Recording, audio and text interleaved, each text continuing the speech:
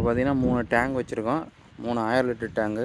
கருப்பு டேங்க் 2 உப்பு தண்ணி டேங்கு, வெள்ளை டேங்கு நல்ல தண்ணி. இது 2 டேங்கு தான் இருந்தது. இப்போ 3 டேங்கை எக்ஸ்டெண்ட் பண்ணியிருக்கிறாங்க. அதனால் இதுக்கு டேங்கெல்லாம் பிரித்து வேலை செஞ்சுருக்கோம். பார்த்திங்கன்னா உங்களுக்கே தெரியும். மொத்தம் 4 delivery. Ground floor 1, first floor 1, 2 உப்பு தண்ணி 2 நல்ல தண்ணி டெலிவரி கொடுத்துருக்கோம். அதுக்கும் செப்பரேட்டாக தனித்தனியாக வால்வு வச்சுருக்கோம். 2 டேங்கையும் கருப்பு டேங்கையும் வெள்ளை டேங்கையும் லிங்க் பண்ணி ஒரு வால்வு வச்சுருக்கோம். Intercom valve.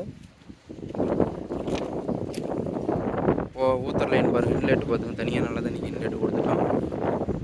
உப்பு தண்ணி டேங்க் மட்டும் செவுத்து இந்த வால்லேயே அடிச்சுட்டு போய் பின்பக்கமாக கொடுத்துருக்கோம். ஓவர்ஃப்ளோ அதே மாதிரி 2 டேங்கும் நம்பி வெளியே வரலைன்னு சும்மா இங்கே ஒட்டலை, ஓரளவுக்கு தான் நாங்கள் ஃபுல்லாக டைட் பண்ணியிருக்கோம். பின்னாடி கொடுத்து பின்பக்கமாக அடிச்சுட்டு வந்து நல்லது டேங்க் ஓவர்ஃப்ளோவும் ஒன்றா ஜாயின் பண்ணி ஒட்டுக்காக வெளியே கொண்டு போய் கொடுத்துட்டோம்.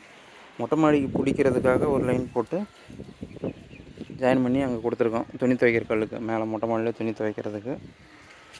பாருங்கள் நம்ம ஒர்க்கு எப்படி இருக்குதுன்னு பார்த்துட்டு கமெண்ட் பண்ணுங்கள்.